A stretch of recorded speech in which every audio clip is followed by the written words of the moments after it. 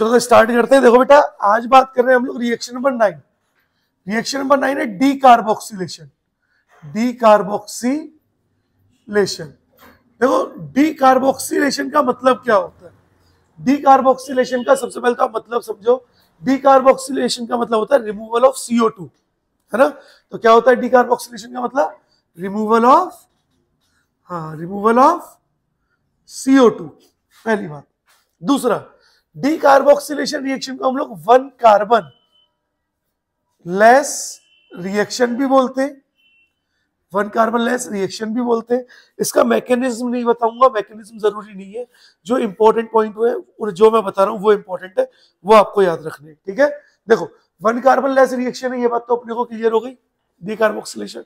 अब एक चीज और देखो बच्चों, इस रिएक्शन में जो रिएजेंट यूज होता है, रिएजेंट यूज होता है NaOH plus CaO slash delta. Delta मतलब हीट, ठीक है? और NaOH प्लस CaO को हम लोग बोलते हैं बेटा सोडा लाइम। क्या बोलते हैं? Soda lime. तो NaOH plus CaO is soda lime. कई बार एग्जामिनर क्या करेगा, NaOH प्लस CaO लिख के नहीं देगा, वो सोडा लाइम और हीट लिख के दे देगा। आप पहचान जाओगे काम क्या है, डिकार्बोक्सिलेशन कराना, यानी CO2 को रिमूव कराना। इसका मतलब अगर मैं एक एग्जांपल लूं, मेरा एग्जांपल है CH3CH2COOH, दिख रहा है? और देखो, अगर मैंने यूज किया NaOH प्लस CaO और साथ में हीट किया, तो आपको क्या करना है? बस CO2 को निकाल देना है। क्या करना है? बस CO2 को निकाल देना है। जैसे CO2 को निकाला तो क्या बना? CH3 और CH3, दैट मीन्स क्या बना बेटा? एल्केन बना। बोलो, क्या ये बात समझ आ रही है? क्या एल्केन का फॉर्मेशन हो गया? बोलो, यहाँ कितने कार्बन थे? कितने कार्बन थे टोटल? 1, 2 और 3। लेकिन यहाँ कितने कार्बन रह गए? 2 कार्बन। दैट मीन्स रिएक्शन का नाम क्या है? 1 कार्बन लेस रिएक्शन। बोलो, समझ आया? अब इससे भी इंपॉर्टेंट बात, in decarboxylation,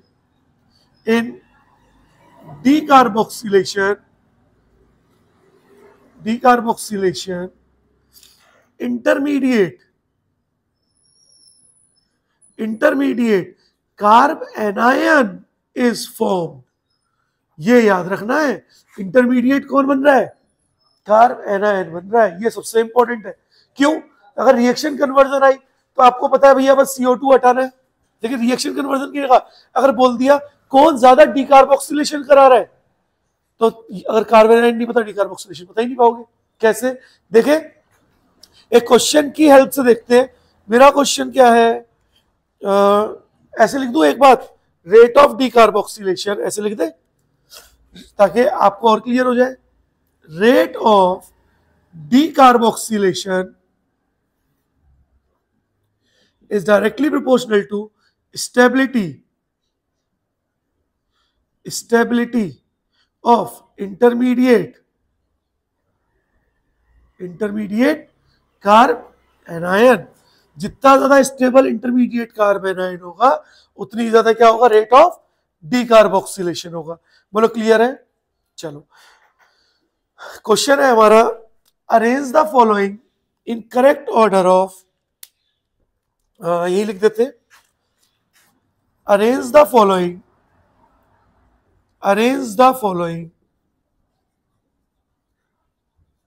in correct order of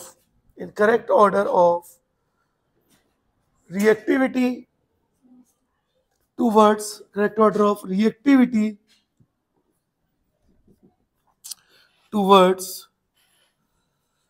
decarboxylation, ठीक है?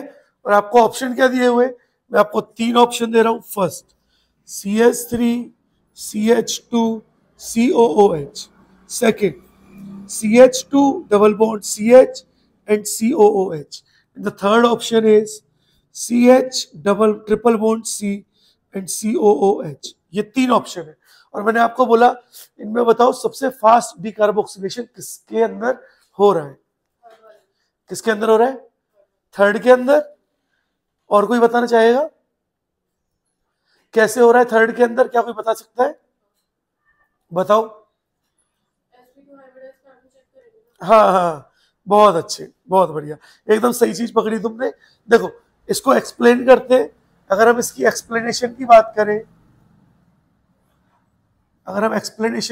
करें, तो देखो एक तो हमें दिया हुआ है फर्स्ट CH3CH2COOH, सेकंड दिया हुआ है बेटा CS2 double bond CH and COOH, और थर्ड दिया है बेटा CH triple bond C and COOH। जैसे ही आप डीकार्बोक्सिलेशन कराना स्टार्ट करोगे, माइनस कौन होगा? तो तीनों में CO2 माइनस होगा, और हाइड्रोजन जुड़ने से पहले यहां बनेगा CH3CH2 नेगेटिव, बना कार्बोनाइट। यहां क्या बनेगा? CH2 double bond CH negative, और बेटा यहां क्या बनेगा? CH triple bond C negative. अब ध्यान से देखो, सारे के सारे कार्बन है, दिख रहे हैं? अब ये कैसा कार्बन है? इस कार्बन की हाइब्रिडाइजेशन निकाले तो ये sp3 कार्बन है। ये कौन सा कार्बन है? sp2, प्रीवियस ईयर नीट में आया हुआ क्वेश्चन है ये। और ये कैसा कार्बन है? sp कार्बन है। इतना दिख रहा है? क्या आपने ये पढ़ा है? Negative on more electronegative is more stable, बोलो पढ़ा है? अब sp3 कार्बन की इलेक्ट्रोनेगेटिविटी कितनी होती है? 2.5, जबकि sp2 कार्बन की इलेक्ट्रोनेगेटिविटी कितनी होती है? 2.75, और बेटा sp कार्बन की इलेक्ट्रोनेगेटिविटी कितनी होती है? 3.25। बोलो which one is more electronegative? बोलो कौन है? थर्ड वाला, यानी sp कार्बन। तो सबसे स्टेबल कार्बन किसका बना? मोर स्टेबल कार्बन किसका बना? थर्ड वाले का। तो ऑर्डर क्या होगा? सबसे ज्यादा reactive third, then second and then first. बोलो समझ आया? बोलो पता चला? आसान है, कर लेंगे? अरे बच्चों बोलो, एक और दूं? देखो इसी तरह सेम क्वेश्चन है, ऑप्शन चेंज कर दूं या क्वेश्चन भी लिख दूं? चलो क्वेश्चन भी लिख देते हैं ना। क्वेश्चन है हमारा again, arrange the following in correct order of reactivity towards decarboxylation। आपको अरेंज करना है। आपका पहला ऑप्शन, फर्स्ट ऑप्शन है बच्चों आपका CH3CH2COOH। आपका सेकंड ऑप्शन है CH3COOH। आपका थर्ड ऑप्शन है CH3COOH। बोलो क्या ऑर्डर होगा? First second third. समझ पा रहे हो तुम लोग? फर्स्ट सेकंड थर्ड कैसे होगा? ऐसा ना हो कि वो बोलती रहे और तुम लोग समझ ही ना पाओ। नहीं समझे? अरे लो मैं समझाता हूं, मैं किस लिए हूं। जैसे ही तुमने यहां से CO2 हटाया, कार्बोनाइट आया। जैसे ही आपने यहां से CO2 हटाया बेटा, क्या आया? कार्बोनाइट। क्या जैसे ही आपने यहां से CO2 हटाया, क्या आया? कार्बोनाइट। देख के बताओ कितना डिग्री कार्बोनाइट है? ये वाला कितना डिग्री है? दैट मीन्स ये क्या है? 1 डिग्री कार्बोनाइट। ये वाला बोलो बेटा कितना डिग्री कार्बोनाइट है? कैसे पहचानते थे डिग्री? कार्बोनाइट जितने कार्बन से डायरेक्टली जुड़ा है ना, तो कितना डिग्री कार्बोनाइट? 2 degree carbonite. ये वाला बोलो 3 डिग्री कार्बोनाइट। अब बताओ, कार्बोनाइट तो अमीर आदमी था, पढ़ाया था मैंने। तो जितना ज्यादा इलेक्ट्रॉन देंगे उतना नेगेटिव चार्ज बढ़ेगा। देखो ये भी इलेक्ट्रॉन दे रहा है, ये भी इलेक्ट्रॉन दे रहा है, ये भी। जितना ज्यादा इलेक्ट्रॉन दिया उतना ज्यादा नेगेटिव चार्ज बढ़ गया। यहां पे थोड़ा कम बढ़ रहा है और यहां पर तो और ही कम बढ़ रहा है। और हमने क्या बोला था?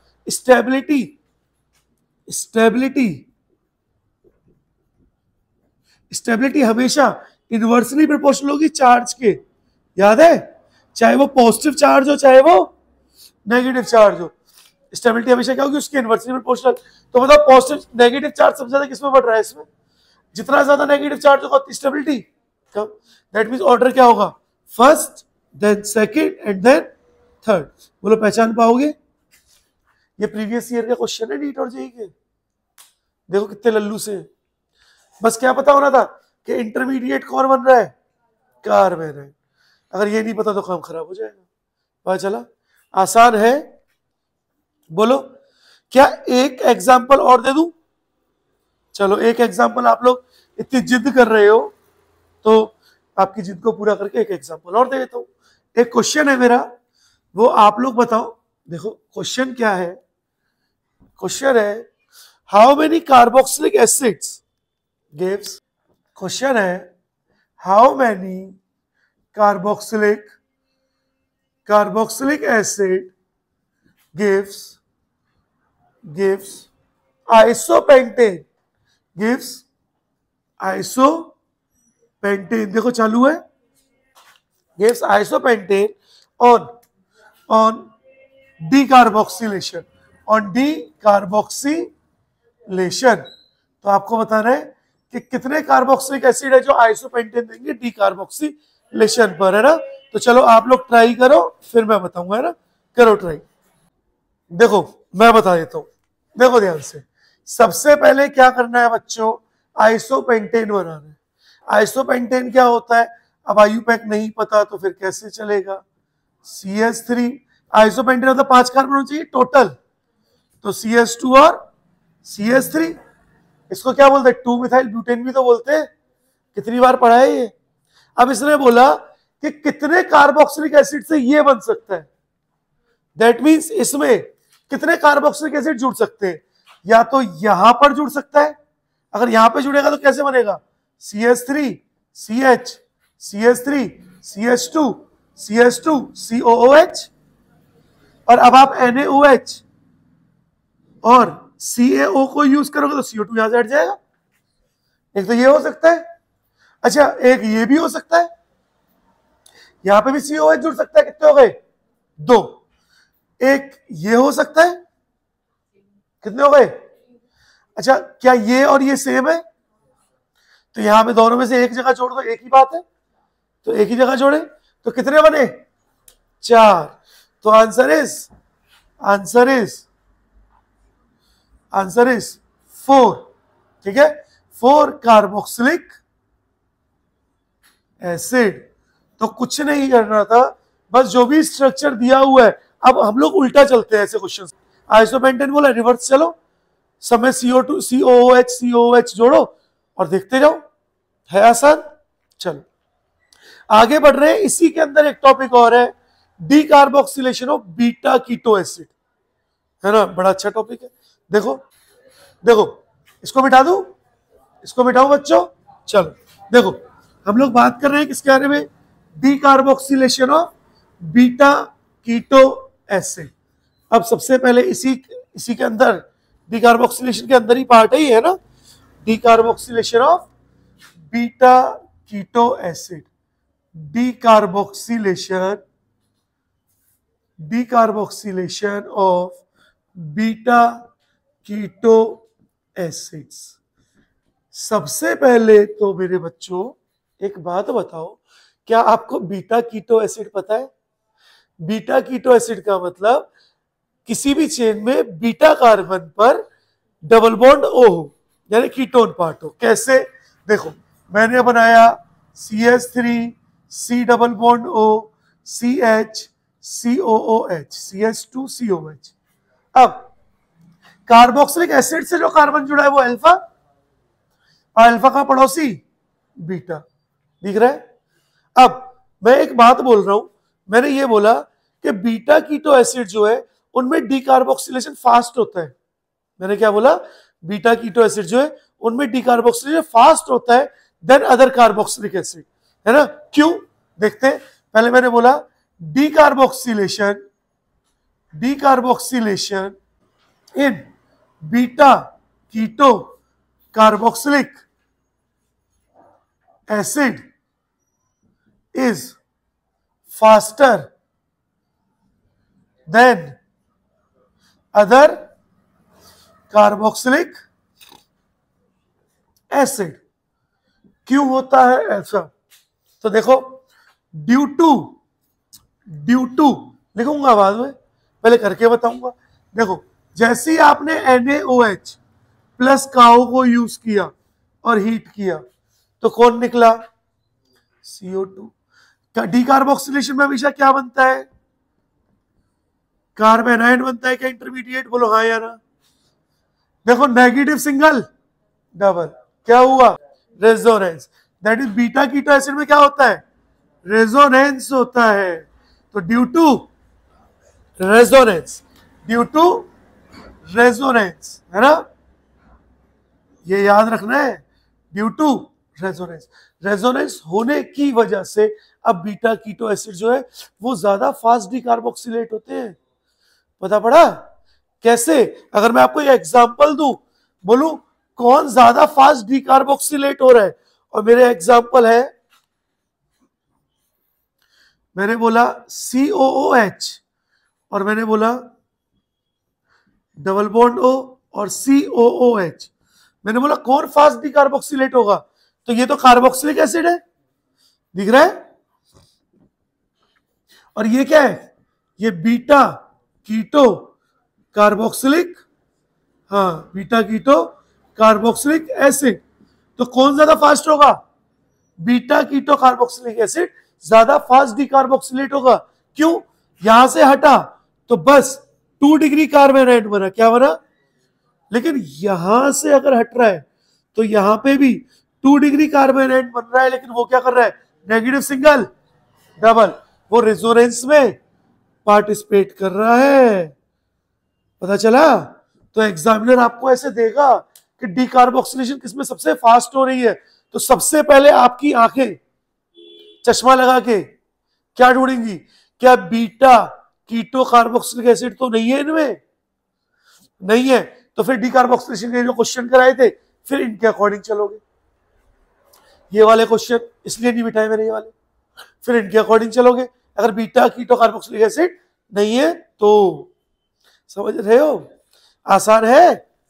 हाँ बोलो। हाँ, सपोज बोल दो, कोई बात नहीं, हो गया क्लियर? चलो देखो, नाउ अब इसी के अंदर एक पार्ट और पढ़ रहे हैं हम, heating of di carboxylic acid. क्या आपने डाई कार्बोक्सिलिक एसिड पढ़े हैं? कौन कौन से?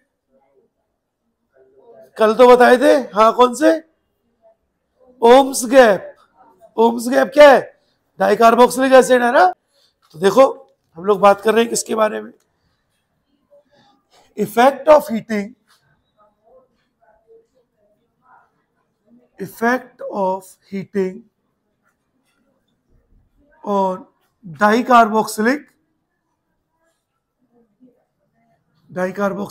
एसिड। अगर आपके पास डाइकार्बोक्सिलिक एसिड है तो उस पर हीट करने का क्या इफेक्ट पड़ेगा? तो सबसे पहले फर्स्ट पॉइंट, इफ 0 और 1 carbon is present between 2 COOH group, अगर 2 COOH के ग्रुप के बीच में, 2 COOH ग्रुप के बीच में अगर 0 कार्बन या 1 कार्बन है तो क्या होगा? then on heating always and always CO2 is removed। आप बस कुछ नहीं कर रहे हो, आप बस इसको नॉर्मल हीट कर रहे हो, NaOH और CaO डाल दिया तो काम बदल जाएगा। कैसे? देखो, ए, ऐसा कौन सा कंपाउंड है जिसमें 2 COH के बीच में एक भी कार्बन नहीं होता? Oxalic acid. Very good, oxalic acid. अब आपने क्या किया? आपने इसको हीट किया, हीट करते ही क्या निकलेगा? बोलो, CO2, है ना, और एक ही CO2 निकलेगा, और ऑलवेज 1 CO2 इज रिमूव। 1, नहीं तो आप तो दोनों में से CO2 निकाल दोगे, है ना, सिर्फ एक CO2 निकलेगा। देखो, ये निकल गया, और क्या बचा? एक H बचा, जो इस हाँ, दिखा, देखो सेम बी, ऐसा कौन सा कंपाउंड है जिसमें एक कार्बन बीच में हो? हाँ, CH2 COOH और COOH। क्या नाम था बेटा इसका? Malonic acid. Very good. जैसे ही आप इसको हीट करोगे तो फिर से क्या निकलेगा? CO2 और क्या बनेगा? CH3COOH। ये बहुत जगह हेल्प करेगा आपकी अभी, है ना? चलो now second point. Second point क्या बोल रहा है हमारा? सेकंड पॉइंट बोल रहा है if 2 or 3 carbon is present between 2 COOH group,